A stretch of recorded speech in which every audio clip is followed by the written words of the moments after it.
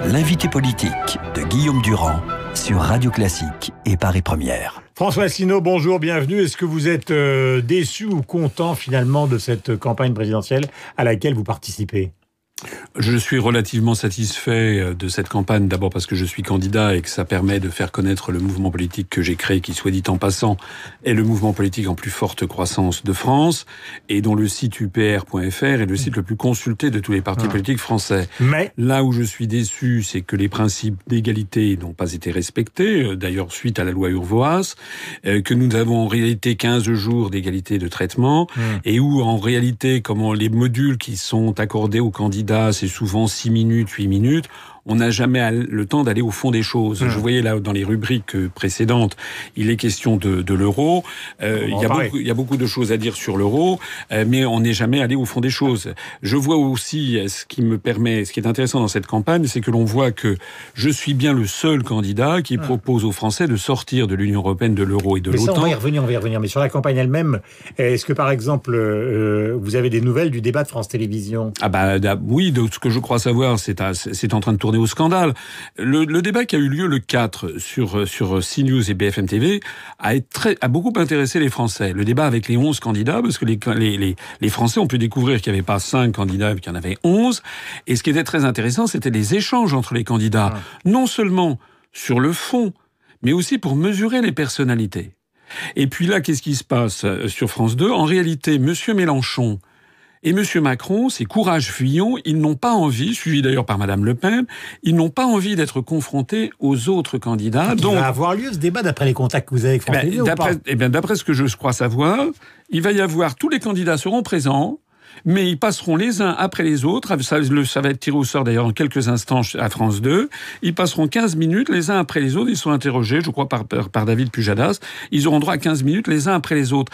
Et il n'y aura donc pas de confrontation. Et ça, c'est à la demande de M. Mélenchon, de M. Macron et de Mme Le Pen, c'est-à-dire et de M. Fillon, c'est-à-dire en fait les prétendus grands candidats ne veulent pas être confrontés aux autres. Donc les Français jugeront, parce que si M. Macron, que je connais, vous savez, moi je suis inspecteur général des finances, lui est inspecteur des finances, j'ai 20 ans d'expérience professionnelle de plus. S'il ne veut pas être confronté à moi, qu'est-ce qu'il ferait s'il était élu président de la République ? Oui, d'accord. Oui, mais qu'est-ce qu'il ferait s'il était élu président de la République, s'il avait affaire à Donald Trump ou à Vladimir Poutine ? Comment peut-on être président ? Vous pensez vraiment que c'est une stratégie d'évitement ou c'est la mauvaise gestion par France Télévisions de l'affaire ? Non. C'est Macron qui a lancé le truc. Ils ont très peur d'être confrontés à d'autres candidats parce que les Français ont pu constater. Au départ, c'est Mélenchon qui disait il n'y aura pas de droit de réponse si jamais il y a un incident. Voilà, et puis il a dit qu'il avait autre chose de prévu, il avait je sais pas quoi, une vieille tante à enterrer à l'autre bout de la terre, etc. En réalité, c'était des fausses excuses. En réalité, ils ne veulent pas être confrontés, voilà. Venons au fond de l'affaire. Cette candidature... dans le détail, maintenant, les Français ont quand même compris qu'elle était fondée justement sur le refus de l'Europe telle qu'elle est. C'est un peu votre itinéraire politique aussi. Vous avez travaillé notamment avec Charles Pasqua, qui faisait partie de ceux qui, en 92, étaient justement contre le traité de Maastricht, alors que des gens comme Mélenchon, qui sont aujourd'hui contre l'Europe, ont voté, donc en 92, le traité de Maastricht. Il y a une chose qui est apparue bizarre, c'est que Marine Le Pen, dans le meeting d'hier aux Zénith, n'en a plus du tout parlé de la sortie de l'euro. Mais c'est ce que je dis depuis tout le temps. Madame Le Pen comme Monsieur Mélenchon, c'est de l'escroquerie. Ils n'ont jamais proposé de sortir de l'Union européenne. Ils le proposent. Non. Allez regarder. Monsieur Mélenchon, il a son plan A, son plan B, son plan je sais pas quoi. En fait, tout ça c'est pour se planter. Monsieur Mélenchon, c'est le Tsipras français. C'est-à-dire qu'il est là pour essayer de récupérer la colère populaire qui est énorme. Il refuse. Et il a donné plusieurs fois l'exemple de Tsipras négociant à Bruxelles en disant moi, je n'aurais jamais signé ce que me proposaient les Européens. Oui. En tout cas, ce que je sais, c'est que jamais il ne parle de l'article 50 et il fait croire aux gens qui croient en lui qu'il va pouvoir renégocier des traités alors que je me tue à expliquer que ça n'est pas possible. Il négocie même avec le diable. Voilà, mais il ne peut pas. Il y a 28 États. Expliquez-nous pourquoi ils ne peuvent pas. Parce que, pardonnez-moi, mais les gens, c'est un sujet qui est fondamental. C'est fondamental, voilà. Je suis d'accord. L'argument de Mélenchon et de Le Pen, c'est de dire, en gros, puisque nous sommes la France et non pas, alors c'est pas désagréable, la Hollande ou un pays de moindre importance, on sera, ou les Allemands seront obligés de tenir compte monde de notre point de vue, car nous sommes la deuxième économie de la zone euro. Eh bien, alors je dis... Vous répondez quoi à cet argument qui est celui de Mélenchon et de Marine Le Pen? Eh bien, je dis que c'est un faux argument parce qu'il y a 28 États, que les traités se négocient à 28 et qu'un seul État, ça doit être négocié à l'unanimité. Donc, pour changer les traités, il faut l'accord des 28 gouvernements et ensuite l'accord des 28 peuples sous forme de vote au Parlement. Leur argument. Leur argument, c'est de dire on ne pourra pas faire sans nous parce qu'on est la deuxième économie de la zone euro. Oui, mais ça... Quels que soient les textes, c'est ça leur argument. Oui, mais ça veut... politique. Mais ça veut dire... Mais c'est faux. C'est faux. L'expérience l'a montré. Regardez Lionel Jospin en 97. La majorité avait été, suite à la dissolution, le Parti socialiste avait obtenu la majorité. Le programme de Jospin, c'était qu'il allait renégocier les critères de Maastricht. Lorsque l'Allemagne a dit nein, eh ben, il s'est plié. Alors, monsieur Hollande, en 2012, il a dit qu'il allait renégocier le traité, le TSCG. Il n'a même pas fait semblant. Il n'a rien renégocié du tout. Et regardez, monsieur Tsipras pour la Grèce avait dit la même chose. Tous les pays qui s'y sont essayés n'ont pas pu le faire. D'ailleurs, monsieur Moscovici... C'est question de personnalité, disent Mélenchon et Le Pen. Enfin, surtout Mélenchon. Mais écoutez, il dit, mais avec moi, ça se passera pas comme ça. Mais moi, je ne veux pas. En plus de ça, est-ce que vous vous rendez compte qu'il s'agit en fait de propos nationalistes et belliqueux? Parce que monsieur Mélenchon reproche, d'ailleurs faussement, il joue sur des peurs, sur de l'anti-germanisme primaire. À voir les affiches de monsieur Mélenchon, on a l'impression que les problèmes de l'Europe, ça serait madame Merkel et l'Allemagne. Moi, je dis que ça n'est pas vrai. C'est une structure avec 28 États qui ne peut pas fonctionner, qui d'ailleurs n'existe nulle part ailleurs au monde et qui n'a jamais existé dans l'histoire.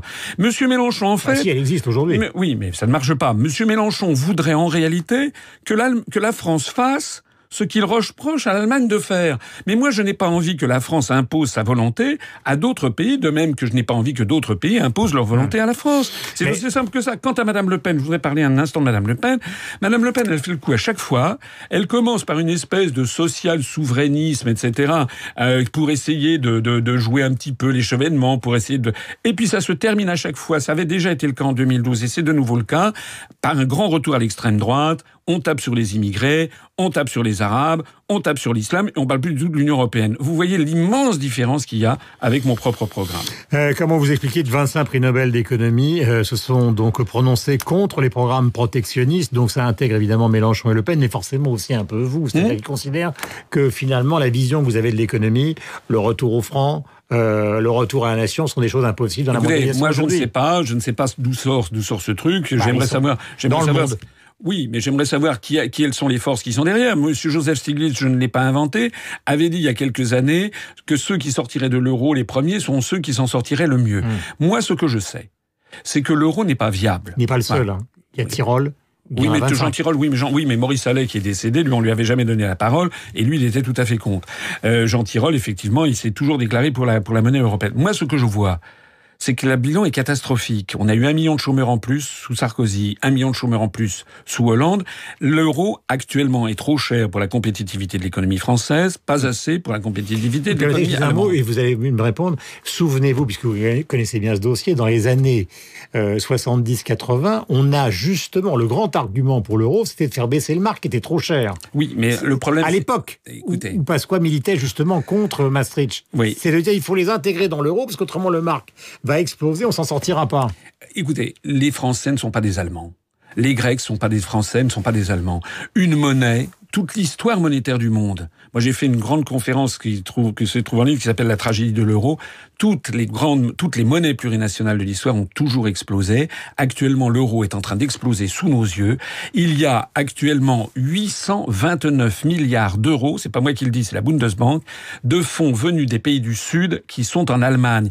Et ce volume s'accroît de 15 milliards d'euros par mois. On ne sait pas comment gérer cette affaire. La seule façon dont on essaie de s'en sortir, c'est ce que les économistes appellent une dévaluation interne, c'est d'imposer aux Français la destruction de leurs acquis sociaux, de réduire le SMIC. C'est d'ailleurs les grandes orientations de politique économique fixées par Bruxelles. Et alors on fait quoi? On fait un référendum, vous le proposez, un référendum sur la dette, sur les dettes? Moi, je fais un référendum sur l'endettement public, mais ça, c'est encore autre chose. Moi, mon programme, si je suis élu, je mets en œuvre l'article 50.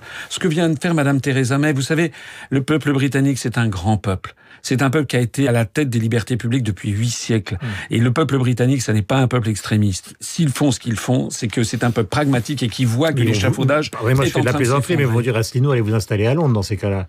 Parce que c'est pas la même histoire. C'est pas la même des histoire. gens comme Rocard, qui était Premier ministre à Matignon, disaient, et beaucoup d'autres ont toujours considéré que l'Angleterre était à la marge dans l'Europe. C'était pas une nouveauté. Oui, mais écoutez, moi, je suis pas britannique, je suis français. Si je fais de la politique, ça n'est pas par vanité personnelle, c'est parce que j'ai été dans les allées du pouvoir. J'ai été délégué général à l'intelligence économique, ce qui fait qu'on m'a reconnu depuis de nombreuses années la faculté de faire des prévisions qui se réalisent, de faire de la prospective pertinente. Je peux vous dire que l'euro va finir par exploser. C'est comme dans les évangiles, nul ne sait le jour ni l'heure, mais ça va finir par exploser. Si c'est pas dans 2 mois, c'est dans 6 mois ou dans 2 ans. Et si ça explose et que la France est dedans, nous allons être submergés par des dizaines de milliards d'euros de pertes. Voilà, alors, c'est ça la réalité. Et au même moment, on assiste quand même à la montée continuelle du chômage, à la montée continuelle de la pauvreté. Allez parler à la Fondation Abbé Pierre, allez parler au Resto du Cœur, allez voir les agriculteurs. Il y a un agriculteur français qui se suicide tous les jours. Nous n'avons pas les moyens d'avoir la même monnaie que l'Allemagne. Les agriculteurs français sont financés par l'Europe, en grande partie. Mais non, ça c'est encore, excusez-moi, vous savez très bien, il n'y a pas de subvention européenne. C'est les fonds que verse l'Europe, c'est des fonds qu'ont versé les États. Or, la France verse chaque année 23 milliards d'euros à l'Union européenne, qui nous en restitue 14. Ce qui fait que lorsqu'on sera sorti de l'Union européenne, non seulement on pourra toujours verser les fonds aux agriculteurs, mais cette fois-ci, au lieu de transiter par Bruxelles, ils seront directement versés par Paris avec le drapeau bleu, blanc, rouge. Mais de surcroît, nous aurons 9 milliards d'euros d'économies supplémentaires. Question, alors là, pour terminer d'une manière un peu plus, comment dirais-je, légère, puisque c'est effectivement lourd le climat actuel, nous sommes à 5 jours du vote. Parmi les propositions culturelles que vous faites, que j'ai lues avec intérêt, vous dites au fond, il faudrait qu'on finisse par financer la chanson française, le film français. On vient d'entendre il y a quelques jours, la Grande Vadrouille avait battu encore tous les records à la télévision. Est-ce que vous avez l'impression qu'au fond, il faut aussi démondialiser la culture ? Si vous avez bien lu mon programme, je veux en effet qu'il y ait à la télévision française... Il y a beaucoup de choses dans le programme. Oui, à la fois des films et des pièces de théâtre françaises. Je trouve pas normal qu'un jeune qui a 20 ans n'ait jamais eu l'occasion, quand il regarde la télévision française, jamais d'avoir vu une pièce de Molière, une pièce de Feydeau. Ça n'est pas bien. Mais si vous avez bien lu mon programme, je veux aussi ouvrir la France sur l'universel. Et j'ai proposé, par exemple, qu'il y ait une soirée, par exemple, tous les mois, sur un grand film indien, un grand film sénégalais, un grand film japonais, un grand film russe. Oui, mais c'est Arte. Vous regardez assez peu la télévision. Non, mais Arte, c'est le 29 février à 2h du matin avec 0,05%. Pas du tout. Non, mais moi, je veux que ce soit, qu'on fasse de l'éducation populaire de masse. Ce que fait la BBC One, par exemple, ou la NHK au Japon, la BBC au Royaume-Uni. Ouvrir les Français sur l'universel, parce que moi, je suis en faveur de l'universel, de l'Organisation des Nations Unies. Je ne suis absolument pas pour refermer la France sur elle-même, mais pour la désincarcérer du monde anglo-saxon dans lequel nous plonge notre appartenance à l'Union européenne et à l'OTAN. Et avec toutes ces convictions, le fait d'être à 0,5 ou 1, ça vous blesse pas ?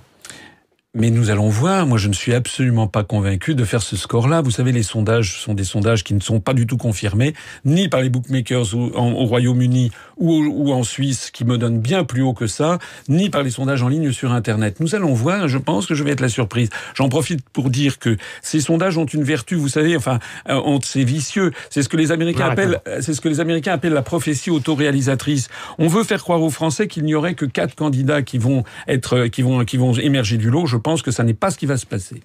Merci beaucoup. Donc François Asselineau était l'invité politique de la matinale. L'autre invité politique après Benjamin Griveaux. Je rappelle donc qu'il est candidat à l'élection présidentielle et c'est dans 5 jours. Bonne journée à vous.